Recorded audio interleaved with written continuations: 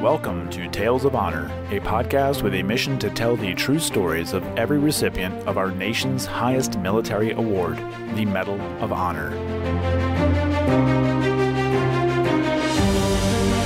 Hello everybody, welcome to Tales of Honor podcast.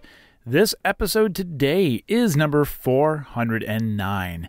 I have one birthday to go over today, and it was yesterday's birthday, May 8th, 1983. It belongs to Florent Groberg, former U.S. Army captain who earned the Medal of Honor for his actions in the war in Afghanistan, Operation Enduring Freedom. So a very happy 38th birthday to Florent Groberg. I did cover his story back on episode 30. Wow, way back when. So I will have a link in the show notes to learn a little bit more about Florent. Also, I do recommend highly reading his book, 8 Seconds of Courage. It was a really good book, really good listen. I'm sure it's a good read. I listened to it on audiobooks because, well, I've been meaning to tell you guys this. I cannot read. Not true. I just find it way easier to consume books audibly. So that's all I have for today. Let's move in. Oh, I completely forgot to tell you. We're going to be doing World War I for the next 2 months, and then the Vietnam War after that, and then World War II after that.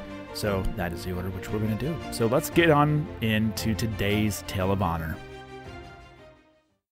Donald was born on the 29th of November, 1892, in Larchmont, New York, as the grandson of General Francis Marshall.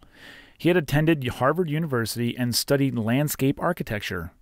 When the U.S. entered into the Great War, Donald was working as an actor and he enlisted in the U.S. Army. He was an ambulance driver in France for a few months before transferring to the American Field Service in September 1917.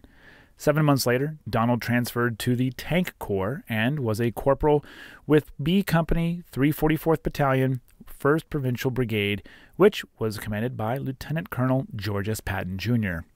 His actions on the 26th of September, 1918, would earn him the Medal of Honor. The citation reads, "During an operation against enemy machine gun nests west of Varennes, Corporal Call was in a tank with an officer when half of the turret was knocked off by a direct artillery hit. Choked by gas from the high-explosive shell, he left the tank and took cover in a shell hole 30 yards away.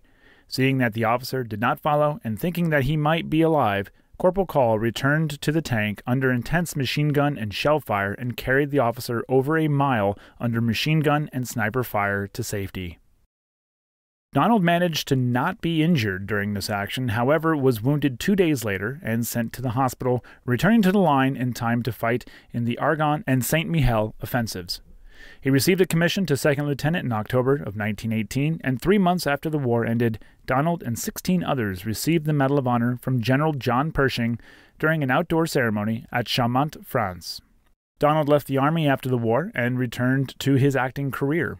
He also became the resident landscaping architect for Condé Nast Publications and later for Vogue. Donald would later work for the Federal Housing Administration in Washington, D.C., and would open his own landscaping business there in 1946. Donald had married actress Catherine Laxow in 1919, and they had one son, Donald Jr., who would go on to serve in the U.S. Army during World War II. Donald Marshall Call died on the 19th of March, 1984, at the age of 91, and his ashes were spread in the Oak Hill Cemetery in Nyack, New York, Section I, Lot 1189. And that was a Tale of Honor. Thank you for listening to Tales of Honor, and if you enjoyed the show, please be sure to subscribe and tell your friends and family. Tales of Honor is written and produced by Christoph Ambrosch, and theme music is Loyalty and Duty by Floruz Music. If you have any questions, you can send an email to talesofhonorpodcast@gmail.com, and please be sure to visit talesofhonorpodcast.com for more episodes and information.